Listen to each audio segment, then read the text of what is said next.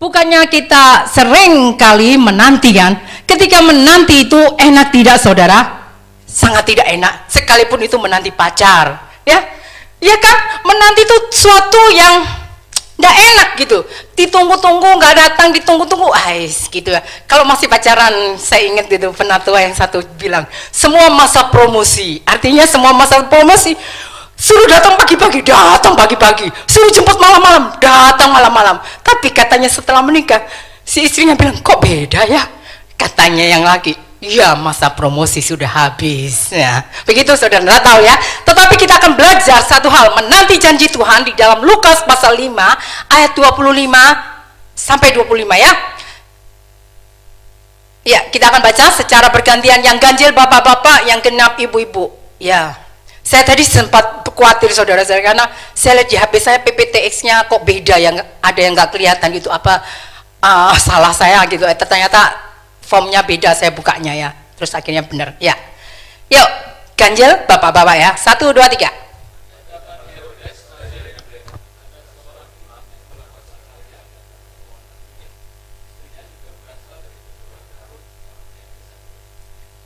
Keduanya adalah benar di hadapan Allah dan hidup menurut segala perintah dan ketetapan Tuhan dengan tidak bercacat.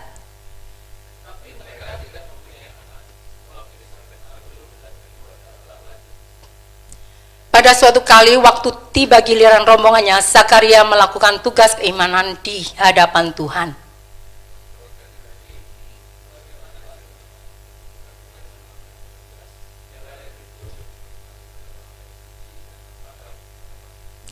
Sementara itu, belum ayat 10 ya. Sementara itu seluruh umat berkumpul di luar dan sembahyang. Waktu itu adalah waktu pembakaran ukupan.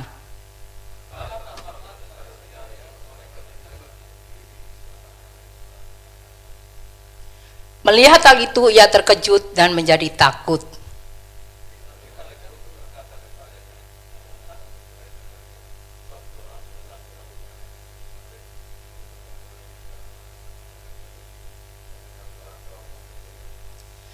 Engkau akan bersukacita dan bergembira, bahkan banyak orang akan bersukacita atas kelahirannya itu.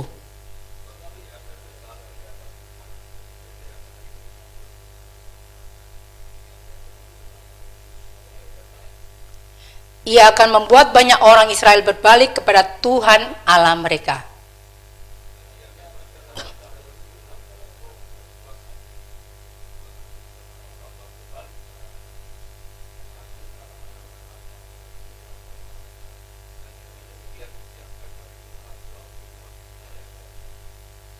Lalu kata Zakaria kepada malaikat itu, bagaimana aku tahu bahwa hal ini akan terjadi, sebab aku sudah tua dan istriku sudah lanjut umurnya.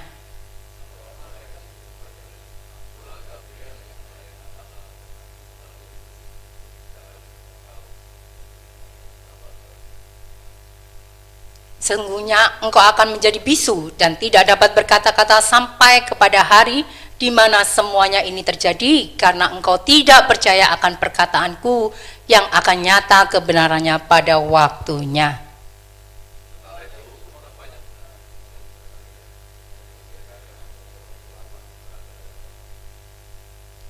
Ia keluar, ia tidak dapat berkata-kata kepada mereka dan mengertikan bahwa ia telah melihat suatu penglihatan di dalam bait suci. Lalu ia memberi isyarat kepada mereka sebab ia tetap bisu.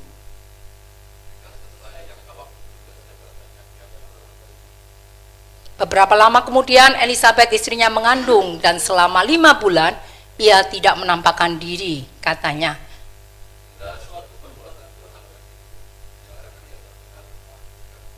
Iya. Ya, ini adalah kisah yang tidak asing bagi kita tentang Zakaria dan Elisabet. Elisabet tentunya ya, karena dia melahirkan anak namanya Yohanes Pembaptis sebagai pembuka jalan bagi Tuhan Yesus. Nah, siapa sih Zakaria ini? Zakaria adalah siapakah Zakaria ini? Zakaria adalah seorang imam dan namanya adalah diingat oleh Yehova ya. Imam keturunan Harun, atau kalau Harun itu siapa ya? Kakaknya Musa, saudara-saudara, enggak lain ya. Sebagai keturunan imam, anak-anak laki-laki secara otomatis akan menjadi imam. Itu karena memang sudah bagiannya suku Lewi ya, semua anak-anaknya Lewi itu jadi imam-imam gitu. Akibatnya begitu banyak imam, sehingga imam itu dibagi sampai 24 rombongan, saudara-saudara. Saudara bisa lihat di dalam 1 Tawarik 24 ayat 1 sampai 18. Dan ketika keluar dari pembuangan Babilonia, hanya 4 rombongan imam yang tersisa. Tapi 4 ini pun akhirnya dibagi menjadi kembali 24 rombongan. Dan Zakaria masuk rombongan Abia ya. Kalau mau jelas nanti nggak tahu belajar lagi ya rombongan berapa rombongan, nggak perlu lah ya. Sekilas saja kita tahu. Terus siapakah dia tentunya sebagai imam ya melayani Tuhan. Dan biasanya tugasnya keimaman yang secara bersamaan itu, misalnya semua para imam itu melakukan tugas bersama-sama itu pada 3 hari raya besar, yaitu Pondok Daun, Pentakosta, Paskah. Ya itu ya, Pentakosta zaman dulu ya. Iya, Pondok Daun ya. Nah, kalau hari-hari biasa ya cuma biasa aja, nggak sampai besar gitu, kayak kita ibadah raya semuanya atau perayaan Natal ya, yang pernah kita lakukan sampai hampir 800 orang ya. Ya itu ya, nggak tahu ini katanya mau bersama-sama bisa 1000 orang lebih ya. Sudah ketir-ketir ini. Katanya udah gabung aja ya. Waduh, ini sudah yang ketuanya ya. Untung bukan saya, untung bukan saya katanya, untung bukan saya. Kenapa saudara? Berarti tahun berapa itu? 4 tahun yang lalu kayaknya ya. Lupa saya, 4 tahun yang lalu waktu itu saya sih. 4 tahun yang lalu udah 800. Sekarang sudah tambah banyak lagi ya. Apalagi yang dari daerah-daerah Karawaci itu sudah beranak pinak saudara-saudara ya. Ada banyak. Nah, inilah dia Zakaria, dan sedangkan istrinya artinya adalah Allah yang bersumpah ya. Dia juga keturunan Iman Harun, dan ya jelas istrinya Zakaria gitu ya, kan kita berbicara Zakaria dan Elizabeth. Dia sepupu dari Maria ibu Tuhan Yesus ya. Sekilas tentang kisahnya adalah itu. Nah, di dalam kehidupan mereka mengalami pergumulan. Apa sih yang dialami? Pergumulan apa itu yang dialami oleh mereka? Ya, kalau kita lihat ya jelas sekali mereka mengalami pergumulan. Elizabeth mandul, dijelaskan. Mandul itu tidak memiliki anak, saudara-saudara. Bagi orang zaman dulu, zaman itu ya, mungkin sekarang juga masih ya, kalau seseorang tidak memiliki anak, tandanya adalah apa? Wah, kamu nggak diberkati, wah kamu berdosa. Dicap sebagai begitu, bukan saudara-saudara? Jangankan begitu, sudah punya anak perempuan tapinya ya, khususnya di Chinese culture. Wih, bohong gini, kamu masih belum punya keturunan laki-laki. Ya, cenderungnya begitu kan pandangan masyarakat yang terjadi. Ya pokoknya diistilahkan sebagai orang yang dihukum Tuhan karena dosa. Itulah. Dan salah seorang teolog juga katakan, William Barclay ya, dia berkata bahwa memang orang yang dikucilkan dari Allah itu adalah seorang Yahudi yang tidak mempunyai istri. Makanya laki-laki Yahudi pasti beristri gitu ya, berkeluarga gitu. Atau seorang Yahudi yang mempunyai istri tapi tidak mempunyai anak. Ya, itu termasuk orang yang dikucilkan. Orang yang apa? Sakit leprosa itu ya, lepra itu kan dikucilkan itu. Nah, ini pergumulan yang dialami. Pergumulan yang dialami ya usia lanjut, saudara. Usia lanjut ini menandakan bahwa pergumulan itu bukan hanya 1 tahun, 2 tahun, 3 tahun, 5 tahun, tapi bisa aja berpuluh-puluh tahun, saudara.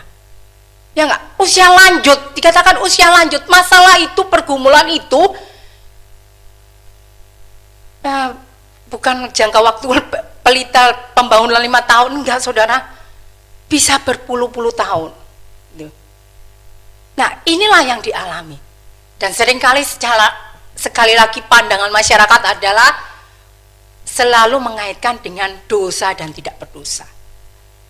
Kalau kamu menjadi orang Kristen, harusnya kamu itu diberkati. Kalau kamu nggak diberkati, nah kamu berdosa nih, kamu tidak melakukan kehendak Tuhan. Pastinya harusnya nggak ada masalah. Orang saleh, orang yang melayani Tuhan, seharusnya tidak mengalami masalah.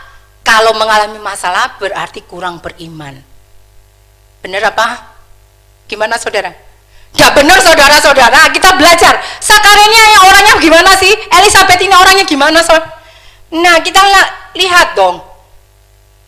Bagaimana kehidupan mereka? Apakah mereka hidup tidak benar? Jelas dikatakan di dalam ayat ke-6 saudara. Keduanya adalah benar di hadapan Allah.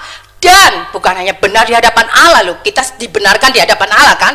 Tapi hidup menurut segala perintah dan ketetapan Tuhan dengan tidak bercacat. Wih, saudara, kita mah dibenarkan, tapi kita hidup benar enggak dia menurut segala perintah Tuhan? Belum tentu, saudara. Tidak bercacat loh, belum tentu, saudara. Sakaria dan Elisabeth dikatakan orang yang saleh, hidup benar. Dalam Alkitab hanya beberapa orang yang diberi predikat seperti ini, ya, antara lain Nuh, Ayub, Simeon, bahkan Maria ibu Tuhan Yesus. Ya saudara-saudara, jadi ini adalah sesuatu yang luar biasa, ya. Kehidupan Sakaria dan Elisabeth adalah orang yang benar dan saleh, tidak bercacat. Tapi kita harus belajar maksud daripada benar dan tidak bercacat. Tidak boleh diartikan bahwa mereka benar-benar suci murni. Kenapa saudara-saudara? Karena sejak Adam dan Hawa jatuh ke dalam dosa, semua manusia dikandung dalam dosa. Artinya mempunyai dosa asal. Bahkan Ayub sendiri mengatakan dari zamannya Ayub, bagaimana manusia benar di hadapan Allah dan bagaimana orang yang dilahirkan perempuan itu bersih. Ayub ini ya zaman lama ya zaman ya kalau kita bilang zaman purba lah. Gitu ya.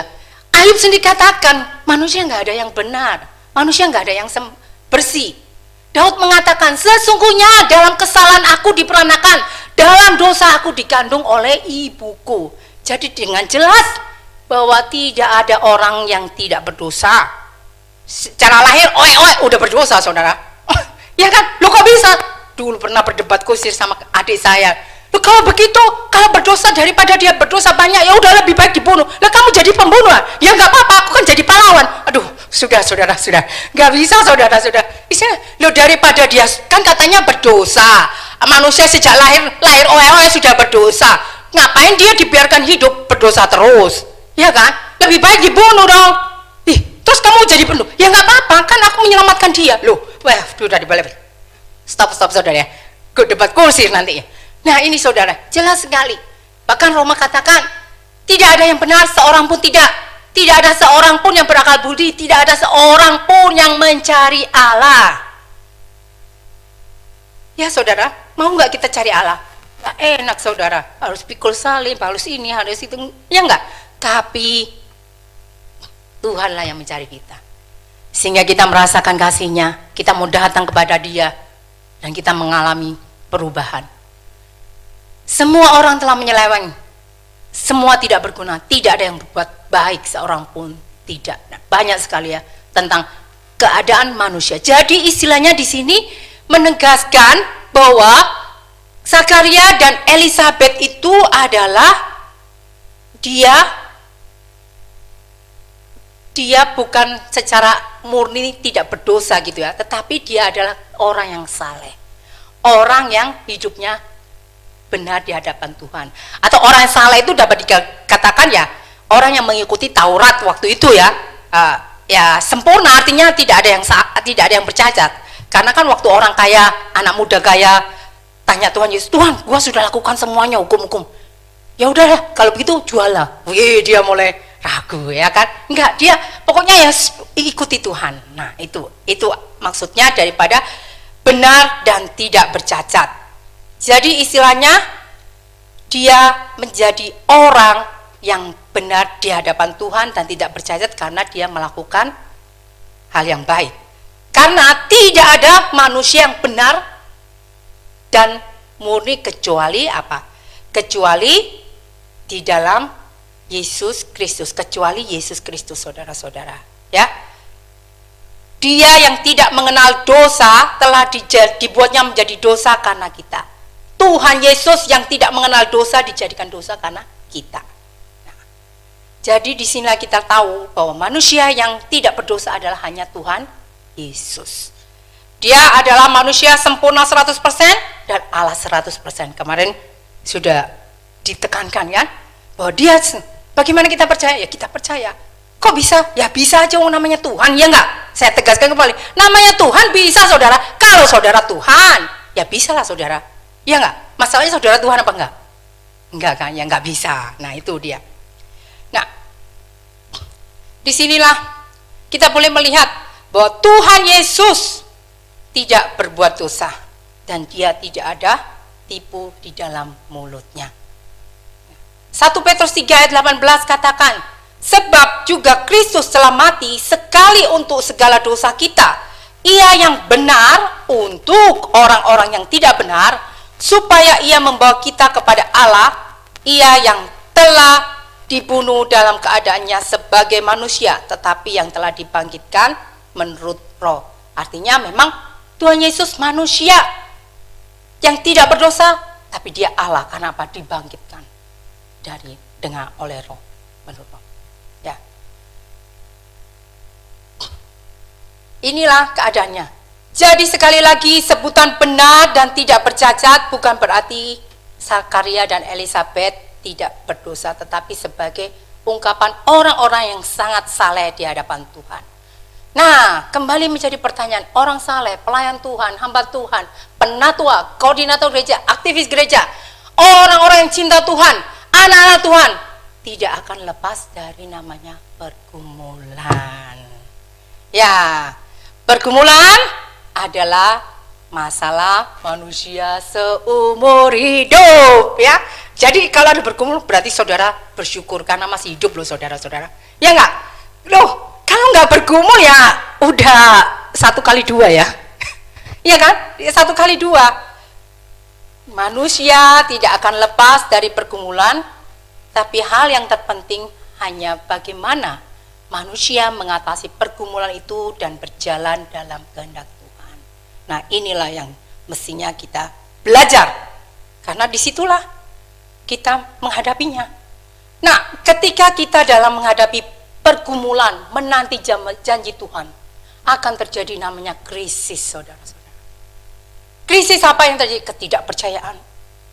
Zakaria mengalami ketidakpercayaan, iyalah, bukan berarti dia nggak percaya, tapi istilahnya begini ya saudara, kalau kita udah menantikan sesuatu yang lama, jadinya apatis, saudara-saudara. Ada yang bilang, kayaknya Zakaria tidak mendoakan lagi, yaitu perdebatan ya, tidak tahu. Tetapi Alkitab juga katakan, aku akan menjawab doamu, gitu kan, kata malaikat itu kan, doamu telah dijawab, gitu loh. Tapi di dalam kita menanti janji Tuhan, pasti akan ada namanya krisis ketidakpercayaan. Di dalam kehidupan kita pasti juga akan timbul namanya ketidakpercayaan. Dan ketidakpercayaan ini adalah sesuatu masalah yang besar di dalam kehidupan kita, saudara. Kenapa? Karena dengan ketidakpercayaan rumah tangga hancur. Dengan ketidakpercayaan tidak ada usaha yang bisa berhasil. Kemarin ya sempat sama bos saya itu ya transaksi sewa menyewa, saudara-saudara. Ya jumlahnya gede ya karena gudang gitu. Terus kita nggak mau mulai bukti. Aduh, ketar-ketir juga sih, was-was juga gitu ya. Aduh, tapi terus iya ya kalau nggak ada kepercayaan ya nggak akan jalan gitu kan. Gimana nggak? Tapi satu sisi takut, saudara. Kenapa, saudara? Kita nggak punya pegang bukti. Memang sudah diurus ke notaris, tapi karena waktu itu kan istrinya nggak ada, jadi berkasnya dipegang dia. Kita nggak punya apa-apa, padahal kita sudah bayar uang. Uangnya bukan puluhan juta, sudah ratus gitu ya. Tapi ya udah, ya kalau kita nggak saling percaya, nggak akan ada usaha, nggak akan ada kerjasama. Nah ini betapa pentingnya kepercayaan. Nah betapa bahagianya saudara menjadi orang yang bisa dipercaya. Nah ini saudara-saudara, betapa luar biasanya ketika kita boleh saling percaya. Betapa luar biasanya ketika kita boleh mendukung satu sama lain dengan kepercayaan. Salah seorang teman saya juga dia merasa tidak dipercaya oleh suaminya. Dan akhirnya apa? Hubungannya menjadi retak, hubungannya menjadi renggang. Ya udahlah, dia nggak percaya, udahlah. Akhirnya apa? Ya, karena ketidakpercayaan menjadilah kehidupan rumah tangga itu retak, ya. Istilah retak dalam masalah krisis, dalam masa krisis. Nah, Zakaria juga mengalami hal itu, tetapi ya sekali lagi mungkin ya tidak ditunjukkan gitu ya, cuma ya terkejut gitu. Masalah utama dalam kehidupan manusia adalah ketidakpercayaan. Disinilah saudara, bagaimana kita bisa percaya? Ya kita mesti harus kembali kepada Tuhan, sehingga sumber yang bisa dipercaya itu memberikan kekuatan kepada kita untuk belajar mempercayai orang. Siapa sih yang gak kecewa kalau istilahnya dibohongi terus, saudara? Siapa sih? Secara manusia pasti dibohongi. Bagaimana seseorang bisa memberikan kepercayaan kepada Anda ketika Anda terus melakukan penipuan, ketika Anda terus melakukan pembohongan? Jarang, saudara-saudara. Biasanya 1, 2, 3 kali. Oke lah, sudah, keempat gak ada. Nah, itu kan. Tapi Tuhan, saudara, kalau saudara sampai 100 kali pun tetap dipercaya. Ya kan? Iya, saudara-saudara mau double seperti apa ya? Tetap dipercaya Tuhan. Saudara ada orang yang berharga di hadapan Tuhan. Nah, krisis ketika kita terus-menerus terjadi dalam ketidakpercayaan, akhirnya apa? Ya terjadilah di dalam kehidupan kita ketakutan, saudara. Elizabeth loh, sudah hamil kan? Tapi dia apa? Bersembunyi selama 5 bulan tidak menampakkan dirinya. Kenapa ya? Perasaan udah dikucilkan, terus was-was juga ya, atau mungkin ya karena ketakutan, jadi ya mungkin, atau bed rest, nggak tahu ya secara realnya, tapi ya lebih baik istilahnya, ketakutan ini menimbulkan dia menjauhi. 5 bulan tidak menampakkan diri. Biasanya kalau orang hamil 3 bulan sih udah oke ya katanya ya, saya nggak tahu ya, sampai 5 bulan menyendiri gitu. Kenapa? Diawali ketidakpercayaan, sehingga apa? Timbul pikiran-pikiran negatif ketika kita tidak percaya kepada orang lain. Itu banyak kekhawatiran, saudara. Wih, jangan-jangan begini, jangan-jangan begitu. Wih, sehingga apa? Nggak ada yang positifnya. Sehingga banyak apa? Ketakutan dan kekhawatiran itu bestie gitu ya. Ya nggak? Ketakutan, kekhawatiran udah bestie gitu, saudara. Nah, di sini yang terjadi. Akhirnya kalau ini terus dipupuk, ya kita sendiri akhirnya apa? Menjadi orang yang gambar dirinya rusak, akhirnya jadi rendah diri. Karena mengalami krisis tersebut. Dan ini juga dialami oleh Elizabeth. Dia katakan sekarang ia berkenan menghapuskan aibku di depan orang. Ya kan? Dia termasuk imam, tapi ya imam yang biasa, karena kan imam banyak sekali, bukan imam kepala, mungkin bukan. Tapi istilahnya dikucilkan, seorang Yahudi yang tidak punya anak atau menikah atau tidak menikah yang laki-laki dikucilkan. Dikucilkan masyarakat, tidak enak kan, saudara-saudara? Ya toh? Nah, ini akhirnya apa? Ada perasaan rendah diri. Dan sendiri gambar Allah di dalam kehidupan kita sebagai ciptaan sempurna itu rusak. Karena apa? Karena kita terjadi krisis di dalam kehidupan kita. Krisis. Nah, inilah hal yang terjadi ketika kita menanti. Bisa aja saudara-saudara, sama saudara-saudara, bukan yang krisis-krisis terjadi dalam kehidupan kita. Misalkan, pernah juga saya ya, kamu itu kos kok begini jeleknya, saudara saya bilang gitu. Gaji ya di atas UMR, masa nggak bisa gitu kan? Saya malas, saudara. Pokoknya saya janji, saya malas pindah-pindah. Dari saya cuma bawa ransel 1, saudara-saudara, ke kota Tangerang lah ya, karena langsung saya menuju Tangerang. Ransel 1 backpack gitu ya. Sekarang sampai kemarin pindahin itu sampai 1 pick up full. Itu 1 orang loh, saudara. Coba bayangkan kalau berkeluarga, itu masih ada beberapa ya, 1,5 pick up lah istilahnya begitu, dari 1 ransel, saudara-saudara. Bayangan ya, itu kan istilahnya gitu. Makanya sempat ada krisis. Kamu punya apartemen di Surabaya tapi kamu nggak pakai, jualan beliau di sini lah wes gitu lah. Aduh, gimana ya? Kamu orang lain kamu kasih gitu, terus timbul nggak krisis? Timbul, saudara. Enak yo, istilah Jawanya, iya dia menikmati enak-enak, gue yang punya nggak bisa menikmati. Timbul krisis, timbul saudara-saudara. Nah itulah terjadi. Tapi apa? Ya udah. Bagaimana kita tetap bisa menanti janji Tuhan? Kita harus memiliki sikap. Yaitu yang pertama adalah sikap percaya. Sikap percaya, saudara, tetap percaya. Tetap, saya katakan tetap percaya. Tetap, saya tambahin tetap gitu saudara, sebagai suatu tekad, sebagai suatu komitmen, apapun yang terjadi, percaya kepada firman Tuhan. Percaya kepada Tuhan. Hafalkan firman Tuhan itu. Kalau kita di ESC kemarin disuruh hafal, perlunya apa sih? Ya perlunya supaya kita tetap percaya Tuhan pada janji-janji Tuhan. Itu perlunya kita menghafalkan ayat. Celing, janganlah hendaknya kamu khawatir, serahkanlah segala khawatirmu kepada Tuhan. Ini menjadi kekuatan bagi kita ketika kita lemah, ketika kita bingung, kita nggak tahu. Firman adalah pelita bagi kakiku dan terang bagi, pokoknya hafalkan ayat Alkitab. Yang mau panjang boleh, kalau yang nggak mau panjang ya pendek-pendek. Tetaplah bersyukur. Kalau susah bersyukur, kok harus bersyukur, nggak tahu pokoknya. Tetaplah bersyukur loh. Kan muncul gitu karena kita hafal saudara. Sehingga apa? Kita tetap percaya. Mari kita baca sama-sama Yesaya 40 ayat 31. Tetapi orang-orang yang menanti-nantikan Tuhan mendapatkan kekuatan baru. Mereka seumpama Raja Wali yang naik terbang dengan kekuatan sayapnya. Mereka berlari dan tidak menjadi lesu. Mereka berjalan dan tidak menjadi lelah. Ya, orang-orang yang menantikan Tuhan seperti Raja Wali. Raja Wali krisis ya. Krisis kalau untuk regenerasi itu kan mengalami krisis. Dia harus mengalami apa? Kerontokan. Rontoknya, bulu-bulunya itu sakit saudara-saudara katanya. Karena kan dalam itu dia punya bulu-bulu itu tusuknya dalam. Jadi sakit, krisis. Tapi ketika tetap di dalam masa penantian itu dan akhirnya apa? Bisa terbang kembali. Demikian juga di dalam kehidupan kita. Tetap percaya kepada firman Tuhan. Tetap percaya kepada Tuhan. Inilah yang harus menjadi sikap hidup kita di dalam menanti janji Tuhan. Yang kedua, tetap setia saudara. Setia dalam apa? Setia dalam doa, setia dalam pelayanan. Artinya tidak menjauhkan diri dari pertemuan-pertemuan ibadah. Tetap setia lakukan perkara-perkara kecil yang sudah dipercayakan kepada saudara.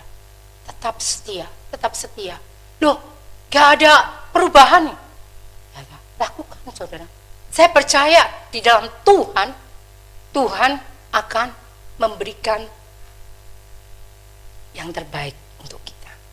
Yang terbaik untuk kita artinya kita tidak bisa compare dengannya. Wih, Pak Anto dia punya ini, kita punya ini. Ya, tetap terbaik dalam hidupmu, tetap terbaik dalam hidup saya juga. Gitu kan?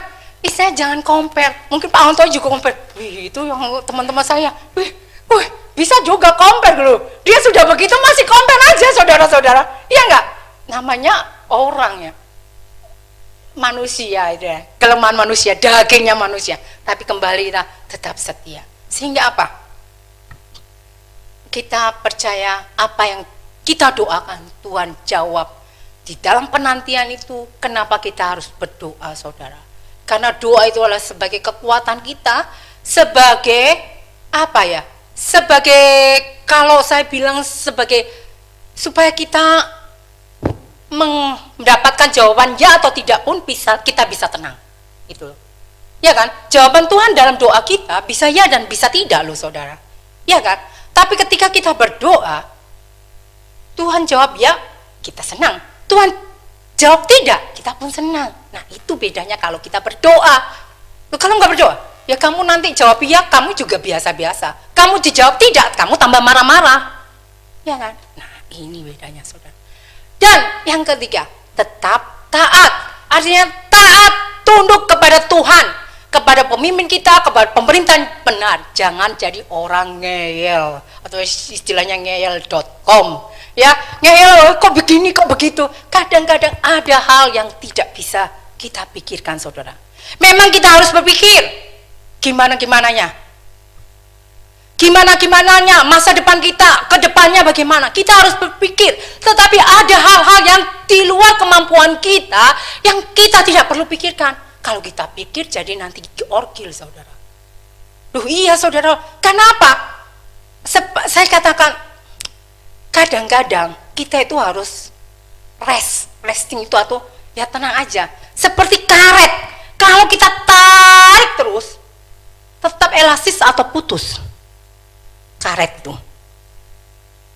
itu kalau terus direntangkan, dibuka, nggak dikembalikan, nggak ada restnya, nggak ada restingnya atau dikembalikan, pasti putus saudara. Demikian juga ada waktunya kalau kita tidak mampu untuk berpikir, stop, jangan berpikir.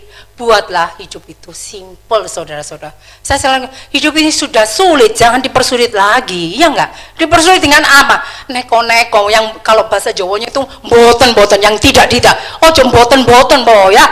Oh, jangan yang tidak-tidak, ya sudah, lempeng-lempeng aja gitu. Kalau lempeng aja kita bisa mengalami masalah, apalagi nggak lempeng, ya kan? Ya, itulah saudara-saudara. Jadi inilah sikap yang harus kita miliki, yaitu tetap percaya, tetap setia, tetap taat. Nah, yang terakhir saya boleh katakan, jangan beri tempat di dalam kehidupan kita ada kekhawatiran dan ketakutan, karena membuat kita tidak melihat janji Tuhan. Ya, jangan beri tempat kekhawatiran dan ketakutan pada diri kita, supaya kita tetap bisa melihat janji Tuhan. Kalau kita memberi tempat, ya kita tidak bisa melihat janji Tuhan, saudara-saudara. Kapan? Terus bilang, maybe yes, maybe no. Tambah bingung lagi, ya kan? Ya, saudara-saudara, sudah. Jangan beri tempat kekhawatiran dan ketakutan itu. Karena itu akan membuat kita tidak melihat janji-janji Tuhan. Tetap bersikap untuk tetap percaya, tetap setia, dan tetap belak. Setia, 3 hal tadi ya, tetap percaya, tetap setia, dan tetap lakukan apa yang menjadi tugas saudara. Tetap taat tadi ya, apa yang saudara lakukan. Nah, itulah di dalam kehidupan kita, sehingga menanti janji Tuhan dalam kehidupan kita, kita tidak akan goyah walaupun kita mengalami krisis-krisis. Karena apa? Kita kembali ada kekuatan firman Tuhan, ada kekuatan janji Tuhan yang diberikan kepada kita. Mari kita berdoa. Tuhan Yesus, terima kasih, kami bersyukur kembali Tuhan, kami diingatkan bagaimana kami menanti janji Tuhan di dalam kehidupan kami. Kami sudah belajar dari tokoh Zakaria dan Elisabet Tuhan. Sekalipun dia adalah seorang imam, sekalipun dia adalah juga orang yang taat kepada Tuhan, bahkan dikatakan orang yang benar dan saleh di hadapan Tuhan, orang yang tidak bercacat, tapi mereka pun mengalami pergumulan. Tuhan, saat ini kami juga mengalami